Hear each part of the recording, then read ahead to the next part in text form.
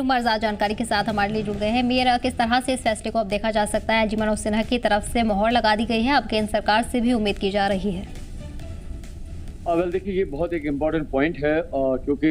जैसे ही cabinet meeting हुई थी तो उसमें सबसे पहला जो पॉइंट था वो जम्मू कश्मीर के स्टेटहुड को लेकर उठाया गया था और एक कह सकते हैं कि अनएनमसली जो है एक फैसला लिया गया जिसमें यह कहा गया कि रेजोल्यूशन पास किया जाना चाहिए जम्मू कश्मीर की स्टेटहुड को लेकर। और इनफैक्ट अगर हम देखें तो शुरुआत में ही उमर अब्दुल्ला ने हल्फ लेते हुए इस बात के बारे में जिक्र किया था कि सबसे पहले वो स्टेटहुड को लेकर जो है अपना जो प्रोसेस जो है वो शुरू करेंगे और साथ साथ जो मैनिफेस्टो में बाकी सारी जो चीजें दर्ज है उन पे भी काम किया जाएगा। लेकिन फर्स्ट एंड फॉरमोस्ट जो स्टेटहुड है जम्मू कश्मीर का उसको लेकर बात की जाएगी और वही सूरत हाल जो है हमें कैबिनेट मीटिंग में भी देखने को मिली। जितने भी कैबिनेट मेंबर्स थे उनके साथ जो है एक रेजोल्यूशन जो है वो पास किया गया और उस रेजोल्यूशन को एलजी ऑफिस भेजा गया ताकि उसका वहां पे जो है अप्रूवल मिल सके और एलजी ऑफिस से उसको क्लियरेंस मिल सके। और जिस तरह से अभी लेटेस्ट अगर हम देखें तो एलजी ऑफिस से क्लियरेंस मिली है और कहीं ना कहीं पे वो एक ग्रीन सिग्नल हम मान सकते हैं जम्मू कश्मीर की स्टेटहुड को लेकर। इनफैक्ट उमर अब्दुल्ला ने ये भी कहा था कि जैसे ही उनको इसके लिए क्लियरेंस मिलती है तो वो दिल्ली जाके प्राइम मिनिस्टर से मुलाकात करेंगे, होम मिनिस्टर से मुलाकात करेंगे और जितनी भी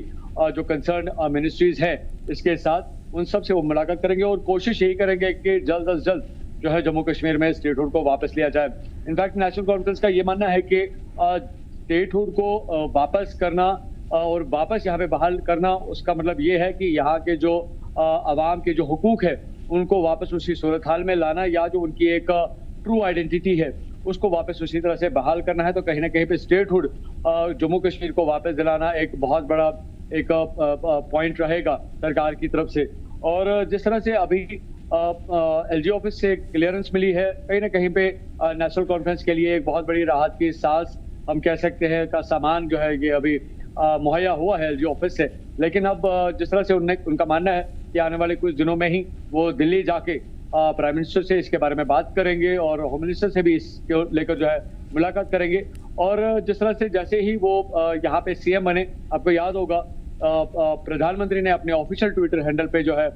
मुबारकबादी दी उमर अब्दुल्ला को और साथ साथ ये भी कहा कि सेंटर उमर के साथ बिल्कुल क्लोजली हर चीज को लेकर काम करेगा। तो वो एक उम्मीद जो है नेशनल कॉन्फ्रेंस को, यहाँ की गवर्नमेंट को जो प्राइम मिनिस्टर पे उम्मीद है और जिस तरह से उन्होंने बिल्कुल पॉजिटिव नोट में उमर अब्दुल्ला को यहाँ पे कॉन्ग्रेचुलेट किया, उसका ये कहीं ना कहीं पे एक इंटेंशन कह सकते हैं निकलता है कि उमर अब्दुल्ला को बिल्कुल एक उम्मीद है कि जब वो प्राइम मिनिस्टर से मुलाकात करेंगे और जब ये प्रस्ताव उनके सामने रखेंगे खासतौर पर स्टेटहुड को लेकर, उनको वहां से जो है मंजूरी मिलेगी। इनफैक्ट कई बार भारतीय जनता पार्टी की ठीक है मेयर, जम्मू से ख्वाहिश पे हमारे साथ जुड़ गए हैं, ख्वाहिश का रुख कर लेते हैं। ख्वाहिश किस तरह से देखा जा सकता है? अब एक तरह से एक स्टेप पर कामयाबी नेशनल कॉन्फ्रेंस को मिल गई है, एलजी ने मोहर लगा दी है, अब केंद्र सरकार के पास मसला पहुंचा है, वहां से भी यही उम्मीद की जा रही है।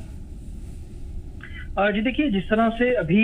जिस तरह से एक रेजोल्यूशन पास किया गया है इसे जो है उपराज्यपाल ने भी स्वीकार कर लिया है, आगे केंद्र में भेजा जाएगा। लेकिन ये प्रोसेस बहुत लंबा है। आप कहें कि एकदम से स्टेटहुड मिल जाना वो बिल्कुल भी अब इतनी जल्दबाजी में नहीं होगा। उसके लिए बहुत कुछ जो है वो केंद्र को करना होगा और उसके बाद ही ये पॉसिबल हो पाएगा। हालांकि जो मेन था यहाँ पर रेजोल्यूशन पास करना और एलजी द्वारा उसको स्वीकार करना, ये एक बहुत बड़ा एक स्टेप था जो कि हो चुका है। इसके बाद आगे केंद्र के पाले में सारा ये प्रोसेस रहेगा कि किस तरह से स्टेटहुड को लेकर वो आगे जो है पूरा एक